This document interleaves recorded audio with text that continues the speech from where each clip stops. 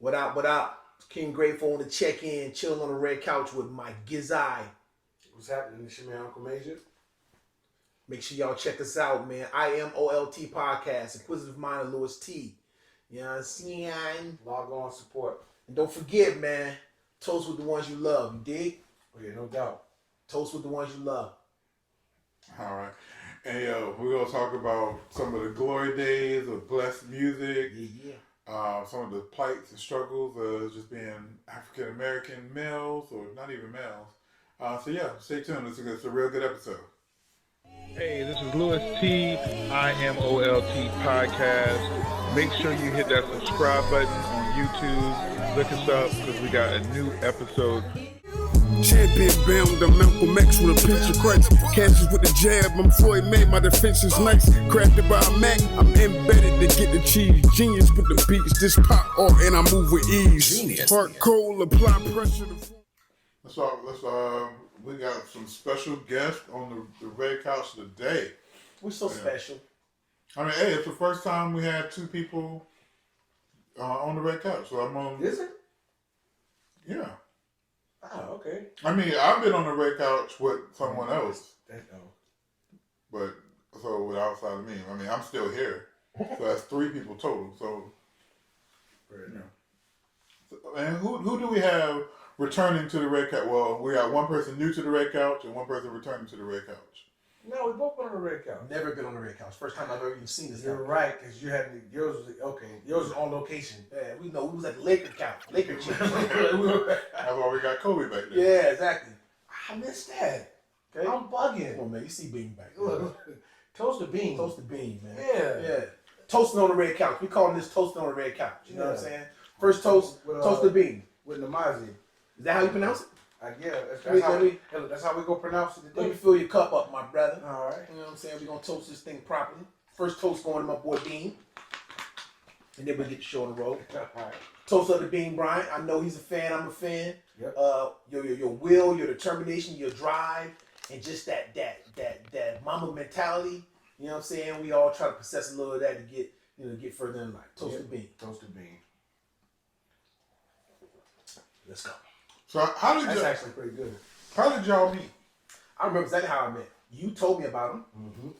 And I think, was me and him together? Yep. Y'all Me and came you in was Lids. together, and we came into Lids in the mall, and he walked over, and he had his hat turned around backwards, and he was telling me how good he was rapping, and I was like, nope. You were like, I was like, nah, dog, I don't There you go, welcome to Lids face. I was like, I don't think this dude is that. And you was like, nah, I'm telling you, he pretty good, you know what I'm saying? So, we met there. I remember talking to the major outside of, it was probably Metropolis at the time. Oh, wow. And like he wasn't major yet. Yeah, I had a horrible name. I don't know what it was. I do know what it was. What was your name? I don't know what it was. What was it, though? It was I don't know if he was going by this, but he was playing with the idea of Mike Archangel. No, remember it was Mike Bond. Well, you told me about like a mic. Like it was the 90s. Let's toast the major. Yeah, it was the 90s. Toast the major. We let Mike Bond go. I was a teenager. It was the 90s. Man. Well, That makes sense though. That sounds like a teenage. I'm Mike Bond. I'm pulling Mike up. I listened to a lot of Rockers records. Yeah. That sounds like that part, right? But he was telling me like he was thinking about Archangel because his name was Michael and blah I blah was a blah. comic book nerd. That would have been kind of dope though. Yeah. Like especially like right now it'd be dope. Yeah. Especially if he was rapping, right? Like yeah. About that. That's over. You got bars. I got beats. You got bars. So we gonna toast to him. We gonna give him spit something before we leave here. I got beats too. Me? Yeah.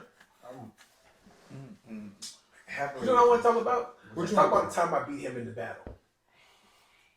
See, I beat him. Did you beat Lee Hustle?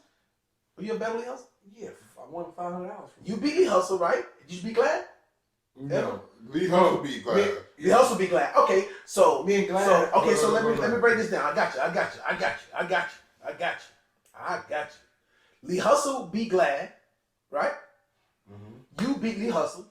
Mm-hmm. I beat you. Oh, I beat all you. I beat all you niggas. Hustle Glad, wait on. I beat all you niggas. I wouldn't want to part of them niggas. Yeah. They too tough.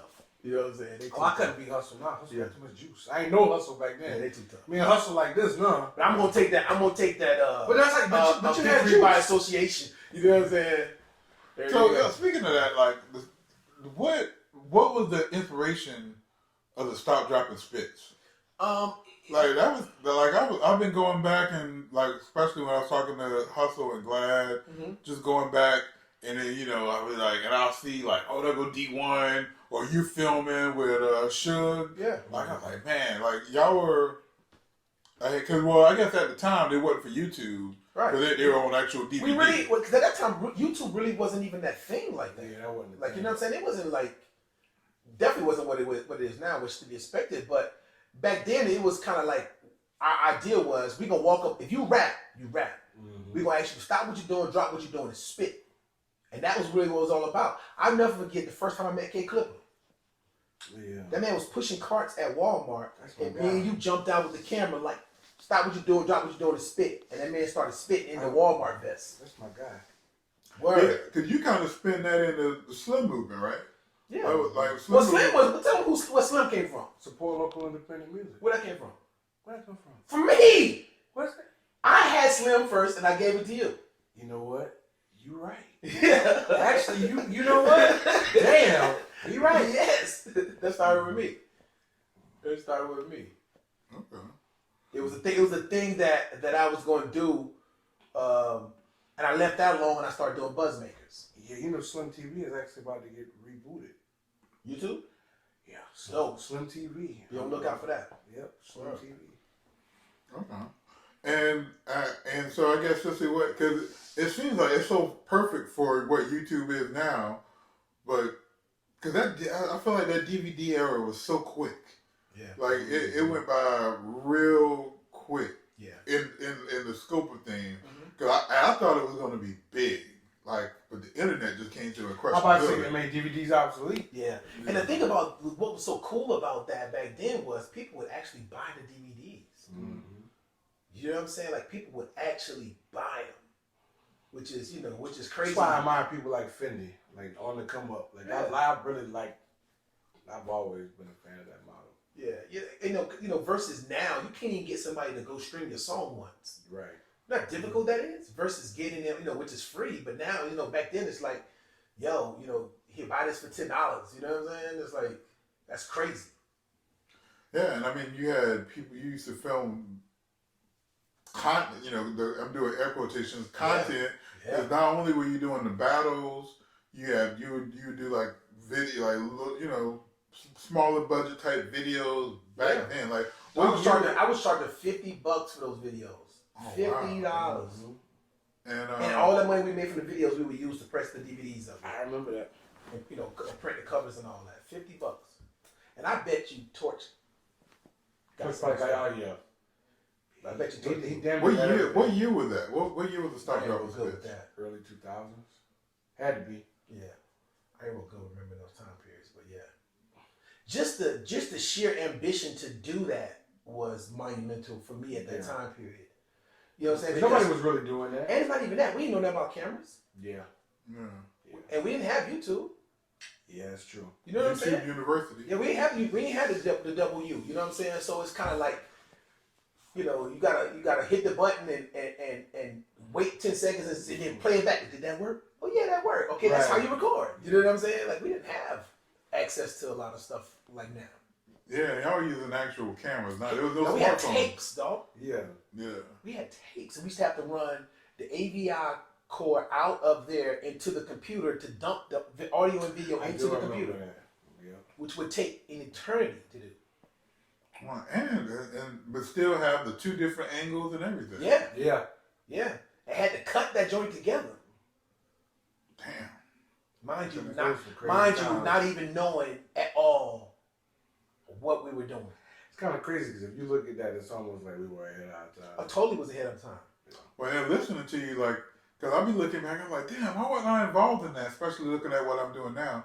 But listening to you, yeah, It wasn't a thing. I wouldn't desire any of that. I didn't have a computer until way after that. So Yeah, and then cameras. all that stuff was like stuff you had to buy. Yeah.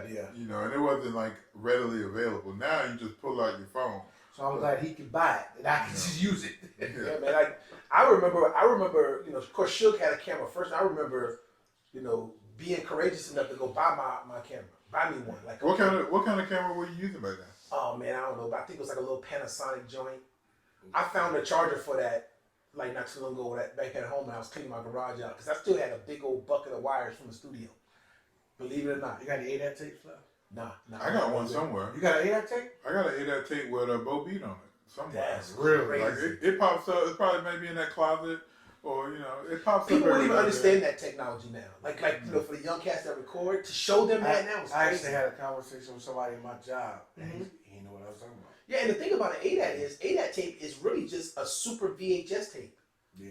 It ain't just a regular VHS tape, it's a super VHS tape. So I remember we used to go to, what was the name of the music store over here? They used to sell studio equipment. Music Loft? No, not Music Loft. It was right here on College Road. Finkelstein? Not Finkelstein, it was on College Road. It was the one on College Road in that plaza. I remember the dude that owned it. What was the dude named that owned it? I It's remember by Badobo. It's by the Mongolian Grill. I know Yeah, up in that area. Because I remember Silk. It's by Music Loft. Yeah. Music Loft is over there. Yeah. I remember Chalk worked there for a little Yeah, while. that's right. Yeah, Yeah. that's the name, man. What the dude named Greg who owned it? Greg Scott. Greg Scott Music. Greg Scott Music. Music. That's exactly what it was. Yep. Greg Scott Music. That's what it was. So I remember going there and buying ADAT tapes, right? And then I remember somebody told me, "Yo, you don't have to go buy ADAT tapes. You can buy super VHS tapes." And the exact same thing, and I'm saving a ton of money Wow. because the ADAT tapes are like $20-something a tape, and the super VHS is like 10. You know what I'm saying? Something crazy. So that's we started buying super VHS tapes. Wow. Yeah. That was a crazy time. That was one of the first studios I went in with Silk Black. I don't know if dudes know Silk Black. I think that Oh, right. yeah. Silk Silk Black. Black. Silk Black. Yeah. Yeah.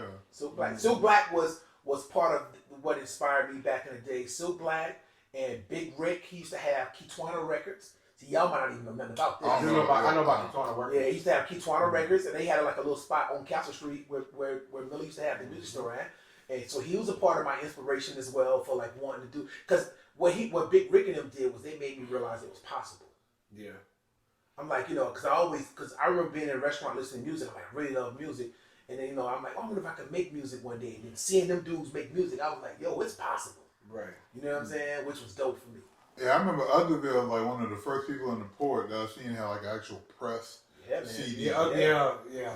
They actually had the shrink wrap. They had to show up real Yeah, good. Uglyville was one of the first ones. Yeah. So like, Because I remember Silk Black and But I remember seeing a record. Reefer Joint was Now that's a throwback. fire. who? Reefer Joint. I know. Dudes don't even remember Joint. Joint was fire. It was just his flow. Like he used to have this real hesitant, steady flow. Like, and I just thought, I remember just looking at him rap. Like I'm like, yo, like I damn near looked at him like how dudes look at Jay. That's how I looked at Thuggo. You know? Oh, Doc, Thuggo. That's how I looked at rest of peace Thuggo. Wild out if you don't know. It's a place you won't go, man. Woo. Yeah. That's how I looked at Yeah, Thuggo was special, man. Thuggo was ahead of his time. He was real special. He was definitely taken away a little too early, but he was very special. Yeah. Very special. Thuggo was, yeah. Man, I'm telling y'all, boy, Reefer Joint. I want a Silk Black still. I wouldn't mind listening to some Silk Black Reefer Joint right now. And so there was that Uglyville. There was some other some predecessors to like Blessed Music. Tone Masters. Yeah, that's what I was thinking. And Tone's still pumping right now. You know what I'm saying? Yeah. Well, hard rock, that's the ultimate. That's the god, in my opinion. Yeah. Like he's the whole of Port City music scene. I'm gonna tell you what's funny. It's funny because I didn't realize he was hard rock. No, he was. We gotta think hard rock because to me he was Corey. Yeah. And he was before my time, so I had always heard of hard rock. Yeah, man. But never knew hard rock was in the crib. Man, hard rock, man. Hard rock, and you know, the crazy thing is that, you know, for people who do music here now, they don't even understand why. Yeah. Which was, he was like, you know, when you talk about giving credit, like he was big because you got to think a lot of dudes weren't able to get the vinyl. Yeah. And John Pops was the reason why I remember going to his crib, man, and watching him pack the vinyl boxes, and I'm just looking like, yo, this is crazy. Because he had the vinyl club. Yeah, the record pool. The record pool. But that's Exactly right. But see, I went to high school with John. Yeah. And see that I didn't realize who his dad was. Oh, no, Hollywood. We used to go over there when we were kids. He's crazy. Crates of records everywhere. Yeah, And crazy. then he also was the biggest promoter.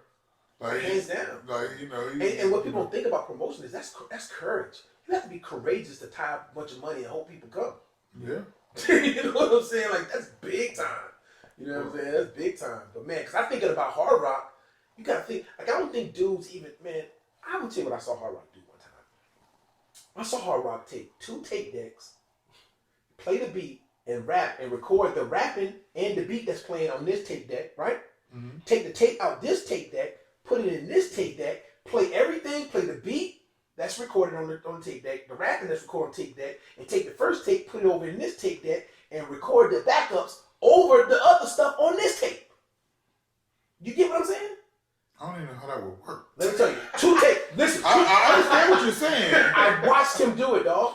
But like I would think you would end up recording over whatever you recorded. Yeah, he did, but every time he record over it, You put tape over the little hole probably. no, but every time he record over it, he's stacking another level of vocals on it. I don't understand. Yeah, that's the part I don't understand. So I'm gonna show you. How do you stack on a cassette tape? So this is what he'll do. He'll record the beat on just one cassette tape. I Play the understand beat. that. Boom. He'll take the beat and play it on this one, hook a mic up to the big boom box, right? Mm-hmm. And now he can talk on the mic and play the beat at the same time and record on this tape. Oh. The mic and the beat. Then he take this tape out that's got the voice, the mic, and the beat Wow. on it, put it over here, put that tape over here, and do it again and add another layer of vocals on it. So literally, he was recording on a 1 track. That's exactly what he was doing, dog. But he just kept stacking it up. That's what a reel used to be back in the days when music recording first started. Like, if you messed up on a reel, the tape was done. Yeah. You couldn't rewind and record over it. When you messed up on a reel, it was over with. Over. Like, you make a mistake, that part of the tape is done. You got to just skip and go past it.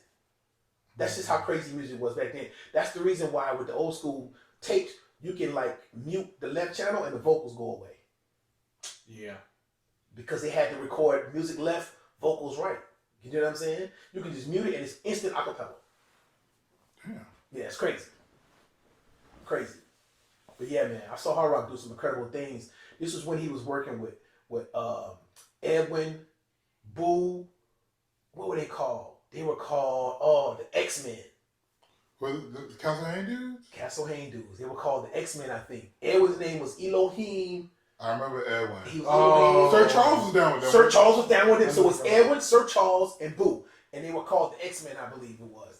That was the first time I've ever went to New York in my life. I went with them to a studio in New York. You talk about not last name, Boo. Boo! Lamont. Yeah. Yes! That's crazy. Ironic. Yeah. I just saw him last night. Yep. That's weird. But yeah. It was Ellie. So it was Boo, Lamont. Because we stayed with Lamont's parents That's funny. in New York, and then we went to a studio out there. Yep. How many times were we wrong in our little bubble of Blessed Music? Because Blessed Music was a bubble. Yeah. And you think the whole world was in that bubble. Well, And you looking at me like that, but I give you Because an example. I need more clarification. I'm going to give you an example. Okay. Major Figures. In Blessed Music, you couldn't tell it. We thought Major Figures Was like the biggest thing ever. You step out that bubble. Who the Fuck is that? yeah, You're right. You're right. Yeah. I see what you exactly. Exactly. Yeah. Like, you know what I mean? No, you're right. And but But From now my Gilly is like one of the foremost. yeah, People in the podcaster, industry, yeah, Roll for Wayne. Yeah. You know what I mean? But Yeah. like, It was, I used to know every word for word to them songs, man. Yeah, man. I was just Justin Spade, all of them guys. Yeah, all that's of just them. made real dope. Yeah, that Justin Spade were really good. Yeah. You know. But there was just, and I mean, there was other little instances in that, you know what I mean? I think you had Major Figures posters on the wall. Yeah, like, man. Yeah. you know, like, But that was that whole Philly era, though. yeah. I mean, it just Philly was it. You were from Philly. Hey, Major Fake, that's crazy. You were it. Like, where did you And- get and- those posters from? Probably Hollywood, maybe? Probably Hollywood. Dog. Probably right. Probably Hollywood. Yeah. Yeah. I'm, You know, the funny thing about that, the funny searching. thing that baffled me about back then is I thought the world was like my world there. Yeah. Like when I left there, Yeah. like when I first moved to Georgia, it was a culture shock for me. Yeah, you were worried about going. Like it was a complete culture shock. Yeah, totally. And but I knew though. Remember I told you. Yeah. Because I distinctively remember having this conversation. He's like, man, I'm like, because I knew who he was. Yeah. You know, like the same way you look at me, like you know what I'm capable of. Yeah, of course. In a different element. Yeah, that's the biggest thing about having a surrounding. Like you have people that can see in you what you don't see in yourself. Right. Yeah, that's we all need that. Yeah. But I'll tell you, man, I thought the world was like Cap Street. Like I thought the world used all the lingo we used, and I thought you know what I'm saying. It just because it was as far as the lingo, like some of the lingo that I took, you know, because I felt like I was always kind of in between the blessed world and let's call it the downtown world. Yeah. Which, you know, Major kind of came behind me in that. But them taking some of that lingo, like turkey bacon. I was about to go with turkey bacon. Yeah. Gwaltney. Yeah, we got Gwaltney, son. Because it went from turkey bacon, everybody knew what we was talking about when we said turkey bacon. So we had to code it. We just coded it with Gwaltney. Gwaltney was a company that made the turkey bacon. Right. That butterball. Yeah. Because I remember Ty Bragg had put turkey bacon on a t-shirt and he was saying that he came up with it. Like, nah, my brother, that was Suge. Yeah. Oh, Suge has some isms. Yeah, Suge got some isms. I never forget that one time.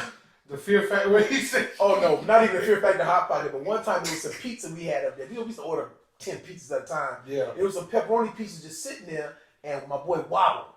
Remember Wobble? Yeah. Wobble didn't eat pork. He was like, "Yo, can I get a piece of pizza?" He was like, "Yeah, you can have a piece." He was like, "This ain't pork, is it?" Suge was like, "Nah, that's roast beef circles."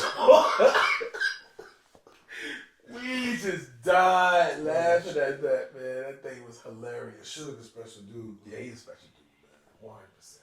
Big shouts to my guy. I still love him. Yeah, man. He killing it with the art game. Yeah, definitely. So if there was like a blessed music reunion, who's someone that you would want to see? Like who would be like that person that you know what I mean? That's a good question. I mean, some of the people I would definitely want to see would be people that I can't see. That's kind of. I was literally thinking. Yeah, It was like two. Yeah, definitely. You know what I'm saying? Yeah, yeah. you know, just like think situations like that. Like even Lil Quentin. You know what I'm saying? Yeah. Like me and Lil Quentin, we didn't see eye to eye, but that was only because I saw the potential in him. You know what I'm saying? I wanted him to be great because that dude was talented. Yeah, he was. You know, he was like he can go in the booth and freestyle singing some stuff. You know what I'm saying? And he was basically ahead of his time too. 100%. Because he not was doing again what they doing right now. You talking about Tone Brother, right? Yes, Yeah. man. Nah, you're right. Now that I think about it, He was doing back then what they're doing right now. You're right. Yeah, he would have been. You know, some Tory Lane, Byron Tiller type. Yeah, Bryson Tiller. Bryson Tiller. Yeah, definitely. You know what I'm saying? So, shit, skis. yeah, man. That's still a tough one. Can you believe I still got my Recipe Skis t-shirt? Really? Yeah. That was a tough one. That was a very tough time. I think that probably was one of the toughest. You know, just because of all the things that was going on that time with, you know, the accusations of who and that was a real tough time. You know what I'm saying? And just trying to. He was really coming into his own at that point. And you know, the thing about Skis, man, is what really hurt me the most was because Skis had came to me with a difficult conversation that I know he felt uncomfortable having with me. He was like, "Yo, Doc, man, I just feel like you ain't really showing me love no more." And I had a lot of respect that he was man enough to come to me and say that. You know what I'm saying? Yeah. Like that was real deep to me. And then, you know, we talked about it, you know what I'm saying? We let the conversation feel real good. And then, you know, like a couple months or so after that happened to him. Because I had let him hold my MPC. Yeah. My MPC 2000. You know what I'm saying? When that happened. It's crazy, man. Damn, He was rest in peace. He was a good brother. His energy level was just unmatched. Like, you know, he never really had too much rhythm, but he can synchronize them beats, boy. Yeah, he be bobbing to them beats, boy. Old Skis, man. Yeah, I think that one probably hit me. That one and probably Watson. Them probably two that hit me. Yeah. Well, yeah, Ronson, just because everybody involved, Yeah. you know, you got people that I knew, like, that I've known since high school, and then me and Ronson played Pop Warner ball together. Like, you know what I mean? So that, to me, that was like a lose-lose situation. Yeah, and I remember that situation vividly because he just dropped me off. He was dropping Mike off at the studio. And 5 hours before. And he screamed to me. He was like, "Yo, I'm gonna go to blah blah blah and get my music and bring it back up. So you can mix up. I'll be right back. You know what I'm saying? He saw me at the bus stop and picked me up. Yeah. Dropped me off. In that situation. And 5 hours later. And the thing about Ronson, man, is you always learn a lot more about a person. In certain cases, like after they're not here, and just the because I didn't know him very, very well. We've done some business, but just the learning who and what type of person he was a little bit more heartbreaking because he just wasn't like some guy who loved music and put his people on. Right. You know what I'm saying? Like he held dudes down like for real. Yeah. You know what I'm saying? And so and then just seeing the level of love that Torch and them have for him, it should have made it obvious, but you'd be so busy that you don't really notice it. But he was a different kind of dude. Like there ain't dudes out there like him now. That ain't out there like that no more. You know what I'm saying? Definitely not out there. He was special. Yeah, I wish I would have got a chance to know him a little bit more. You know what I'm saying? Mm-hmm. Definitely. Is Godbody still living? I don't know, man. You know what? All the time. That's $1 million question. All the time, man. I mean, Byron's still around. Like Byron's an anomaly, though. Yeah. Godbody was a very special individual. Like I've had the opportunity of having some real intimate conversations with Godbody. Well, yeah, you told me he was a banker, right? Yeah, he's a banker, man. Like I'll tell a story, but I don't know if he's around. But he started as a banker. He wasn't a banker. He worked in the factory that printed checks, that made the checks for people. Mm-hmm. And when he got the job working there, there was a guy there who was working there with him, and the guy would drive fancy cars and have lavish parties, big nice house. And Godbody was a family man, like had a family, like he had a wife and kids and all that. I can see that. You know what I'm saying? He's a family man, and so Godbody's asked dude like, how can you afford all this stuff on his salary? And the dude kind of shared with Godbody that, yo, hey, I when I print people's checks, I make a few extra checks, and you know what I'm saying, dude was embezzling the bread, so to speak. And so Godbody went to his house to a party. And that was the first time, Godbody thought he was smoking some weed and the dude slipped him something. And that started the, you know what I'm saying? The downward slide. But he always had a high level of compassion for his family. Like he always would talk to me about how much he loved his daughters. You know what I'm saying? Still loved his wife. They lived in Raleigh. Oh, wow. Yeah. How did he end up in Wilmington? Rehab? Probably so, something of that nature. You know what I'm saying? But Godbody was a special individual, man. You know what I'm saying? Like everybody loved him. Yeah, everybody loved him. Damn Godbody. Yeah. That's crazy. Can you imagine sitting in the studio late as night as we did doing that now? No, at this age? Like, you know what I'm saying? Like, ooh, wow. Till the sun come up. Just literally the sun come up. On a regular, like that wasn't like a one night thing. That was a regular, yeah. That's crazy. Door couldn't even really lock good. Remember that? The door, you know what I'm saying? Mm-hmm. And out of all of that, I've only been broke into once. I didn't know you had been broken in once. Oh, no, I was broke into, you know what I'm saying? I was a slime ball. I was at this girl house that night with this girl, and something just woke me up. So, just get up. When I got up and rode to the studio, and when I rode to the studio, dudes was carrying my mixing board out the back door. Oh, wow. Yeah, this was about 7 in the morning. Yep. I know who did it and everything. You know what I'm saying? Took all the clothes I had in there, all the CDs I had in there and stuff. And I woke up and I got to there. That was really a one-stop shop. Yeah, that was really a one-stop. Yeah, at times, they went through phases. Yeah, definitely. Definitely. I mean, at one point, like the shirts and the CDs. Yeah. It's crazy. Some crazy times, man. Some stuff I wouldn't trade for the world, but also I look back and I'd be like, what the heck was I thinking? Yeah. You know what I'm saying? It's funny because just looking at the tiers, like the ages, like, I can remember everybody kind of got their own hands-on education and different things. I watched, people like I looking at my growth and then looking at the people behind me grow. It's crazy. The funny thing is that you would have wished that back then, like dudes had the ability to really share with you what they thought of you, because I don't even think you realized like you was dude's Hove.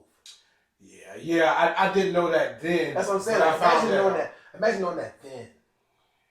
You know what I'm saying? That could have been a good thing or a bad thing. Well, yeah. And look, I might have been punk 20 on 3. Well, I think you're right, because I think I do remember people saying something about to the fact that they even asked you to do a feature with him or something. And you hit him with the, you know what I'm saying? Oh yeah. he definitely brings that up. Yeah, I do the feature. You got to break me off or something. You know what I'm saying? So, which is crazy. Holler at my manager. Yeah, which is crazy. Which is super crazy. But like even right now, dude, like it's just funny to see like just the just where we were and where we are. Yeah. I remember being the kid and he was the big bro, and now I'm like, like you might catch me around like Rebels No Savage. Of course. And like I'm the big guy. And it's so funny because there's been certain instances where I'm with Evan and Basil, and like I remember because you were like at that time the age difference wasn't, now it's not that far, but back then it felt like, of course. And so sometimes like I was like, man, you like the older guy, and we can't like. Now I'm looking like the older guy to them, and they like now you kind of get sometimes why I would flip out or something like that. Yeah. When you're young, you don't understand the investment. Right. You know what I'm saying? Because you feel like you got a whole lot more time. Yep. And then as you being older, you realize, hey, if this is something I want to do, I ain't got a whole lot of time. Right. You know what I'm saying? I ain't trying to be 60 years old on the road talking about, right. You know what I'm saying? My artist on tour or something, going crazy. Right. You know what I'm saying? So, they say things always travel in full circle. Yeah, because I had a lot of those moments, just being on the road with them or watching them in the studio or just listening to them converse. And it's so weird how, it's not like, I don't look at them as this, but it's almost like when you're a kid with your parents and then you become the parent. Yeah. Or you the little brother and you kind of become the big, Of course, totally. Yeah, totally. So like as far as music, like you don't ever think about doing music no more? Me? Yeah. Nah. You put it this way, did you enjoy doing music? Yeah. Do you think you would enjoy it now? Not as much as I enjoy film. I love film so much now. Mm-hmm. Like, do you feel like your love for film is greater than your love for music was at any point in time in your musical career? Yeah, no. I have moments. Like when I shot a simple one shot for Basil, just like a freestyle he shot, and it was the first thing I shot, that I got to see. So it was kind of like you said that bar. Yeah, it was like the first time. It's almost like the first time you recorded like a song and heard yourself. Like to them it's just a moment, but to me it's my moment. And that. So like once I saw that, I was like, well, I could do that. Yeah. And then when my photos started getting better, I was like, I can do this. Yeah. So like to see it and see the reaction, like, and I didn't realize. I'll tell you something, man, about you, dude. There ain't nothing you can't do. Yeah. Like, you gotta think, like when I have like these difficult moments of being creative, you're the first person I think to call. That's true. You know what I'm saying? Like, but a lot of people didn't know, like, and they still don't know. Like I talked about it. I had a lot of mental health issues. Yeah, we all have. And it's like I didn't know how to, like it's different now because mental health is addressed. Yeah. Well, it's trendy now. It's trendy, and it's trendy in a good way too. It's totally okay that it's trendy because hopefully that people are really getting some help. Right. Well, especially black people, because like people are addressing that on top of the normal day, whatever, add whatever stresses you have in life. Then be black. Yeah. Let me tell you something about that though. This is my theory on that, and it's the reason why black people. It took so long for black people to realize we need to heal. It's because in life there's two kind of problems. You know what I'm saying? You got financial problems and you got personal problems. And it's always going to be our financial problems mean more than our personal problems. So we'll spend our whole life trying to solve our financial problems. I see that. You see what I'm saying? And in our black community, we never took the time to resolve our personal problems, which automatically fixes our financial problems. You see what I'm saying? I'll attest to that. Yeah. I promise you, my head was on the low. Like I just wasn't there. You can't give no attention. Yeah. Gotta go to work. And then gotta pay my bills. Right. Car insurance due. You know what I'm saying? Yeah. Then when my grandma got sick and she died, like, I checked out. Yeah. Like I wasn't. Yeah. I think, man, you even talked about this before, like a life coach. Like black folks don't even know that exists. Yeah. Mm-hmm. But imagine a person, a life coach is just like the coach of a basketball team. Coach of basketball team, you call timeout, you come on the sideline, he yelled at you should do such. All you can think of reasons why what he's saying didn't work until you realize he has a total different view of the game. Mm-hmm. He's looking, he sees it all. You just see what you can see. You know what I'm saying? He see all 10 people. You just see, for the most part, maybe even 5. Right. You know what I'm saying? So, one thing we talk about, like even getting a life coach, I've been there, I've done it. It's still, utilize my life coach. So how is a life coach different than a therapist? So a therapist is... Or or just, just we'll break down what that means. So like a life coach, because, I do a little life coaching myself. Life coach is basically going to address your life from an outside looking in point of view. He's not going to give you no answers, none of that. He's just going to address it from an outside looking in point of view, and then he's going to give you, concepts and ideas that may help. A life coach is just a person who holds you accountable. Like you say, okay, boom, I want to do film. You know what I'm saying? And the life coach goes, well, what does doing film look like for you? You say, okay, boom, I think I want to do 2 short films a month. And he just holds you accountable. You know what I'm saying? Like, because it's what you want to do. It's what you desire. Now, a therapist is going to clinically diagnose you a certain specific way, and then a therapist is going to walk you into figuring out the answers on your own. Black people don't go to therapy because we feel like we don't want nobody to tell us how to fix our problems. But a therapist will make you realize how to fix your problems. I really enjoyed therapy. Therapy's a great thing, man. That was just like 2 years ago. Because you gotta think like how much trauma we face, and then how much self-trauma we put on ourselves. My gut showing how much self-trauma we put on ourselves with thoughts and ideas of how the world treats us just because we're black. Yeah. Yeah, you know what I'm saying? Like, I think me and you had a conversation even about like the Black Lives Matter sign downtown. Mm-hmm. That works against us far more than it helps us if you really look at the swing of things. Break that down. I'll give it to you. Okay, I'll give you a test, right? Think about, right now, I want you to not think about a monkey in a tree. Do not think about a monkey in a tree. I get where you're going with this. Go ahead. The only thing you're thinking about right now is a monkey in a tree. It's like telling somebody. I'm focusing on the dog on your shirt, and I'm just thinking about the dog on your shirt. You was able to do that? Yeah. Not many people are able to do that. Like, I thought about the monkey in the shirt. Yeah, you have to fix yourself. So I had to think about what you're saying. Yeah. So what you have deliberately done. But if you would have not heard that in context, but you heard that in context. So, exactly. So what you have deliberately done is what we deliberately need to do, right? Because the idea behind that is that what we stand up and we want to fight for and fight for and fight for and fight for and fight for, which is it's equality. All we see is where there is no equality. Yeah, we're really saying that we need just equity. Yeah, but you got to understand where equity comes from. Yeah. You know what I'm saying? That's a whole much deeper conversation.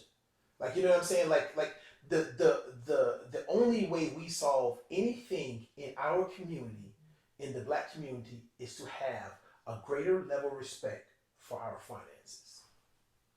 It's the reason why we'll always be at the bottom. It is. Because we've watched the TV, and the TV has programmed us and gave us the way to think. We don't think independent. We don't have thoughts of our own. And the excuse in the black community is let people do what they want to do with their money. Yeah, you can do what you want to do with your money, but as a whole, these are the things that are holding us back. And I feel like every generation we become less efficient. That's right. Like I can do less than what my parents did. My parents did less than what my grandparents did. Of course. You know, like my grandparents had a house. They had they grew fruit and stuff on the land. That's right, man. You know what I'm saying? So my mom still had a house. Yeah. Stop growing fruit though. No fruit. Yeah. Right. Like, no, we need eating fruit. Yeah. Right. I have a townhouse. Yeah. You know what I mean? Yeah, like exactly. no fruit. Oh, damn. You know what I mean? Like so no land. That's right. You know, whatever. And I mean, that's just a certain kind of whatever. But it's all things that go with it. You know what I mean? There's certain, things that my grandparents could do, like gardening, self-sufficient in, or just That's just like men in general. Like the average man back then could fix a tire, do drywall, fix the sink, fix the, like that wasn't my dad know how to do that. That was like everybody's dad knew how to do that. You know where that comes from, right? Schooling. You have to look at what school done to us as a whole. Program. We completely programmed us. Like so, understand the concept of schooling. It's like they tell you to go to school and learn a lot, and that makes you smart. Right. When actuality, what they're saying to you is go to school, read this book, remember what this book says, and now you're smart. That's why a lot of people wash out when they go to college, because in high school, all you gotta do is follow directions to get out. You actually gotta use your brain in college. No, you don't. Yes, you do. Sometimes a little bit. I see what both of y'all saying. Yeah. So I'll tell you why I say you don't, because this is what using my brain means to me. In comparison to high school is what I'm saying. Well, the thing about the program of high school is just to get you to college because they thought that going to college would put you into a situation where you can then earn more money and then pay more taxes. All right. You see what I'm saying? So the idea of high school, right, versus college, in college, it's really literally based on nothing but memory. High school is more about, the programming of being socially engaged and learning how to juggle dealing with your friends and juggling and creating this life for yourself. Like, you know what I'm saying? Like being out in the public versus going home, go to sleep, getting a job at 15 and then going to school and finding a way to balance all of those things. Right. You know what I'm saying? And especially in the black community, because you gotta think when you was 18, dog, you didn't get a job because you wanted one. You got a job because you had to. Yeah. Because there was things you desired having, and mom and dad and them just couldn't get it for us. So we had to get a job. And you stay with grandma. And I know grandma just let you do what you want with your checks. Yeah. Sometimes. But and I get the other times it was probably needed. Yeah. You know what I'm saying? Like, one of the things I've told to some people about, like, if I was a new parent, I would not let my kids go to college. Like, for lack of better terms, dog, fuck college. Like, straight up, dog. Like, what is going to college? Now you gotta think. Don't you want to be a doctor? Certain skills, doctors, lawyers, certain things. I was waiting on you. I saw you. skills. I saw you. I saw you promise for us. I was like. Because you gotta think about, dog. They'll give you a scholarship to go to college to acquire a bunch of debt, but they won't give you, a scholarship to start your own business. Right. Yeah. But it's not designed for you to win. It's designed for you to be like you're not. Well, I keep thinking in my mind. I keep thinking you're not from here, but you're from here. Mm-hmm. You went to Howard, right? Yeah. I'm sorry. Well, you mean Bucktown? you mean with all the so-called smart black people graduate from? Yeah. But I know in Laney, for my generation, and probably Major, you're right behind me, so. You pretty much, the goal was, they wasn't even giving you for college. The back then, it was to get your job either Corning, DuPont, or GE. You know why? And the parents that had those jobs, those are the kids that had money. Yep, you're right. Those are good. That is a fact. Those were the good jobs. Yeah, man, and you got to think about it. Is there really such thing as a good job? Yeah, a job that you love. But what does that consist of? A job that you love that can provide the lifestyle that you want to live. But what does that consist of? Like, what does that look like to you? Yeah. This right here. You know what I'm saying? That's what it looks like to you, because you love this. You know what I'm saying? I know what you do, but I don't know what you do in your other job. When you in your job, you want to pay the bills, but I'm pretty sure you don't like that as much as you like this. You see what I'm saying? But when you left high school, someone should have trained you. Somebody should have been professional enough to say, this is what he wants to do. Well, I mean, in high school, somebody should teach you how to do taxes. How about keep your freaking credit score up? Yeah. You know what I'm saying? Don't teach me trigonometry, something I've never used. I'm gonna tell you the big. This is how you know school is crazy. When the pandemic has taught us, when parents had to homeschool their kids, you found out, and you couldn't even do the 5th grade. You math. found out who was really doing what. No. It wasn't that. It was the fact that you didn't need to learn the 5th grade math because they never used it and they forgot it. That's why they couldn't help the kids. One of my homeboys just told me that. He was like, it's kind of hard for me to stress the importance of school. He's like, I was really good at school. And he's like, there's people that was terrible in school and they got a way better job than I got right now. You got to think about all the dropouts of the millionaires and billionaires. You know. Like, and then in that conversation, I went through my entire work work life, and most of the jobs, maybe there might have been 2 jobs I got because of experience. Yeah, right. Not because of education, but every other than those 2, and some of those are like gray areas. Mm-hmm. Every job I've ever had some result with somebody I knew. Mm. You know what I mean? Yeah. Like, but it'd be crazy when you get a job, you get the same job with somebody that got a degree and you don't. Oh, but y'all making the same. It's the craziest thing ever, and they're still pumping that same thing right now. Go to school, go to college, go to school, go to college. hey, because that I don't film, understand it. That film, you gotta pay for those athletes that's going to school for free. It's the saddest thing ever, That's a man. whole other conversation. Like you even think about think about this concept. You go to high school, you go to college. Typically, college is where you meet your wife or want to meet your husband. Yeah, they're both in school, right? Now you think about you acquire $40,000 worth of debt in college, and your wife went to the same school, which in turn means that maybe she acquires $40,000 worth of debt. Right. You both graduate college, go out to the working world. Now you guys collectively have $80,000 in debt. You wonder why that relationship ain't gonna work, because you're going to work every day, all day. You only spending 4 quality hours a day with each other. Which is probably what you probably can relate to the rate of divorce. Oh no, but what you could probably relate that to or tie back to when previous generations, like you could have a 1 family household owner. Because you didn't have so much debt. You didn't go to school to acquire the debt. Yeah. So one person could work. The other person could stay home and take care of the family. That's right. And not have to get child care. Yeah. Which, if you're paying child care, almost the same thing as college. about half that money. Child care is a woman's salary. She's going to work for nothing. Damn shit. When she can be home raising the kids. You know what I'm saying? Like, you have to think about it. Like, of course, it's natural for a woman to want that traditional man. That man who pays all the bills, you know what I'm saying? But do you know what that man has to do? I'm telling you, I got a rich friend. Got a rich friend. That man don't even know his wife's favorite color. Why? Because he has to work so much to take care of his household. Right. They living nice, living well. A lot of people would probably trade their lives with the way they live. But he don't even know his wife's favorite color. Right. He don't know his children's teacher. Because he's spending 11 hours a day at work. And it's not the time with your family worth more than the money that your wife's going to go spend to take care of the household? Like, we're backwards, dog. Time is the true currency. But we think money is the true currency. And they literally just print that on paper. They do, man. Every time they give you a stimulus check. Yeah, man. Yeah. Just let you know how useless that, well, not useless. But. Man, and the thing about that money, people don't really understand. It feels good to get the check, you know what I'm saying? But at the end of the day, they just print more money. That ain't even like the taxpayers' money. Yeah.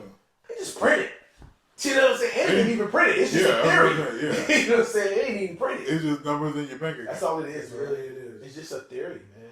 And it's just sad and heartbreaking that, man, y'all don't even want to know. I saw some stuff, man. I saw some things where they trying to 3D print food. Have y'all seen that? No, You need to go to YouTube and look up 3D printing food, man. Like food that you can eat? That you eat, dog. What is it made out of? Hell if you and I know, dog. Things are getting crazy. I would suggest people learn how to grow some fruits and vegetables. Get you some elderberry. And definitely get you some elderberries. TeenHerbs.com. Shameless plug. No, nothing shame about that. No shame about that. You know what I'm saying? Yeah, man. It's just it's a crazy, trying time. You know, one of the things I would suggest people is to, toast with the people you love as much as you possibly can. All right, bro. You know what I'm saying? Toast with the people you love as much as you possibly can. Spend time with people.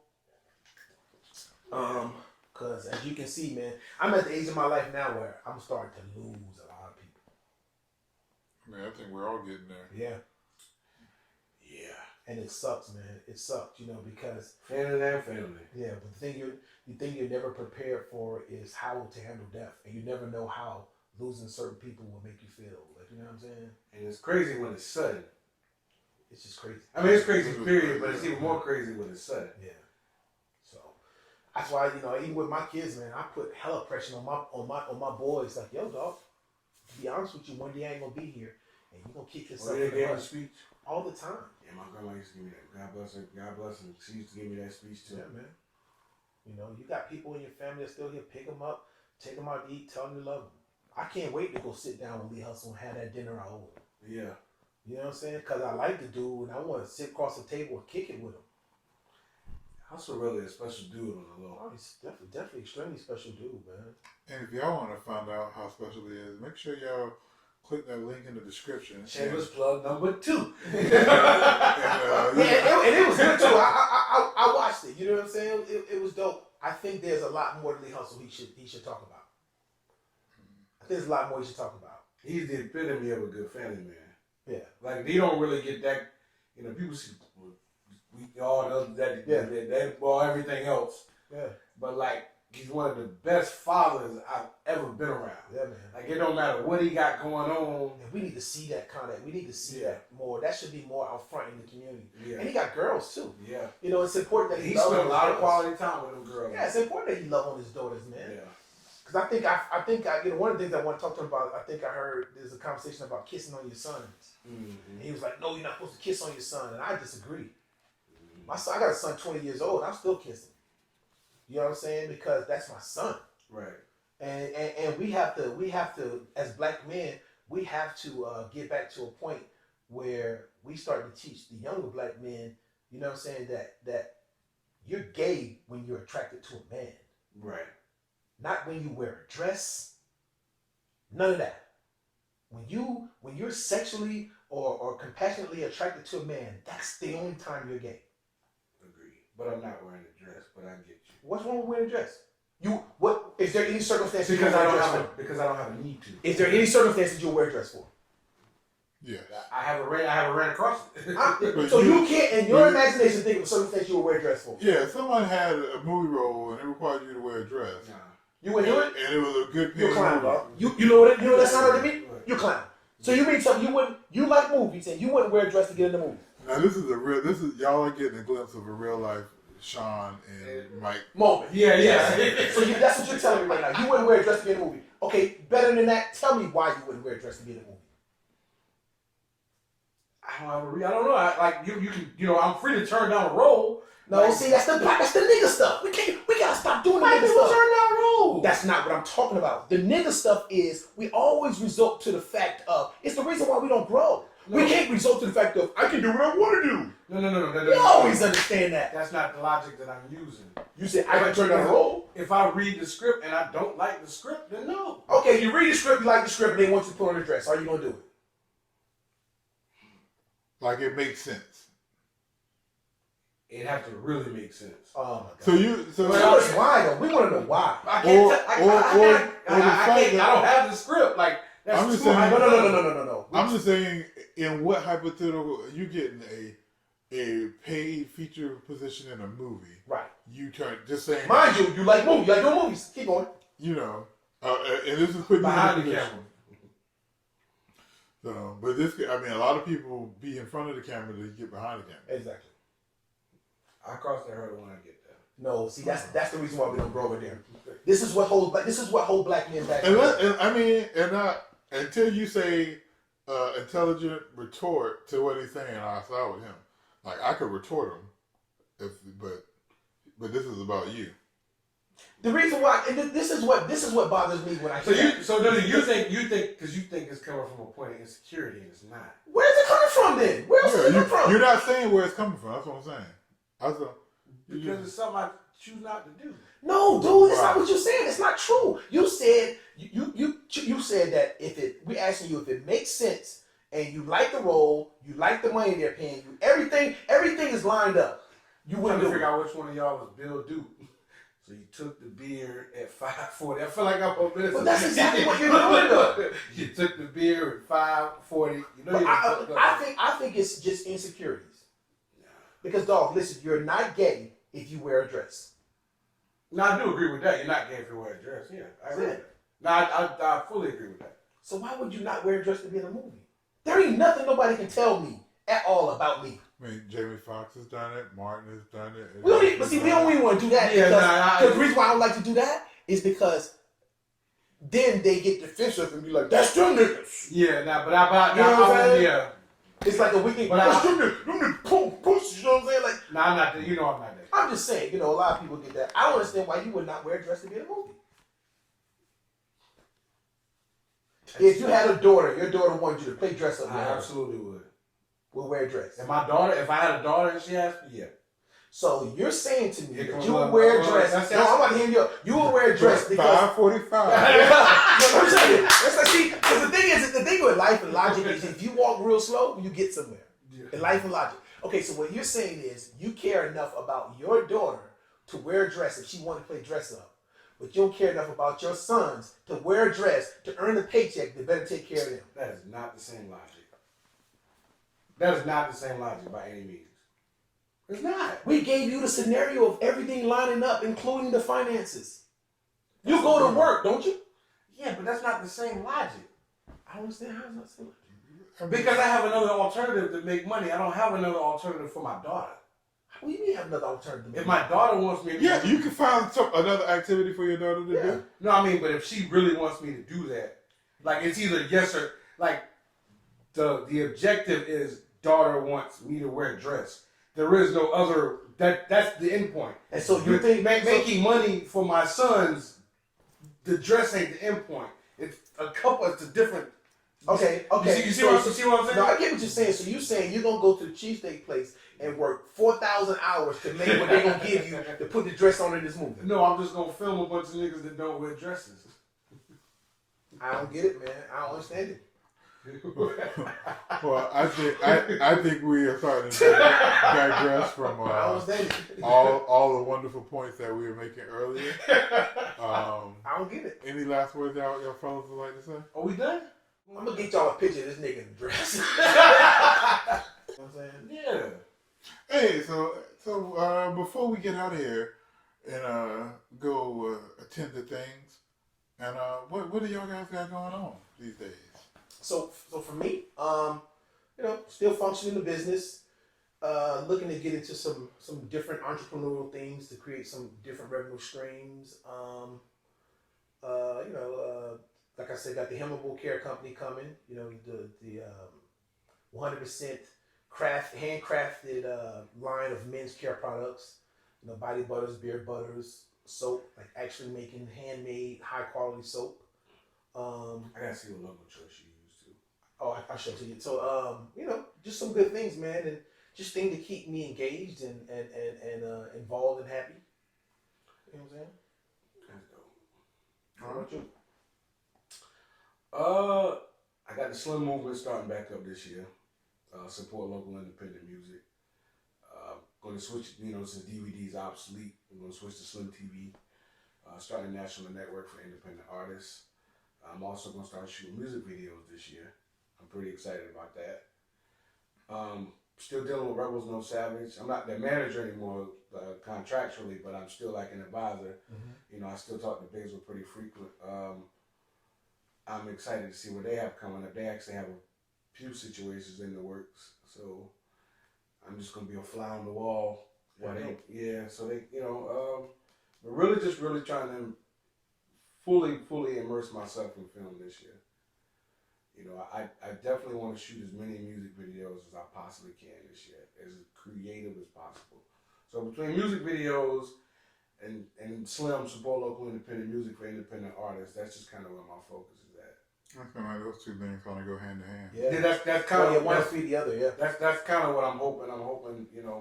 And I've set up a really good network, up in New York and going back and forth, and I really hope I got all the right dots. I'm just hoping this year I can connect them all.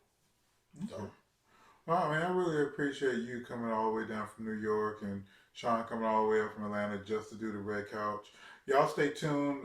We're going to just talk to Sean or King Grateful by himself and we're going to get his reactions on some of the other Red Couches where he might have came up and just see how he feels. So make sure y'all look out for part 2. Or just, I wouldn't not really say part 2, but just look out for that. So where can y'all got any social media that people can find you at? You want to shout out? King Grateful on the Gazam. You can find me at Big Uncle Maja. That's Maja. You can also follow Real Smitty Bear. Yeah, the Smithster. Smitty Bear. Yeah. Check out the bears. The bears everywhere. Yeah, man. Real Smitty Bear. That's dope. Yeah.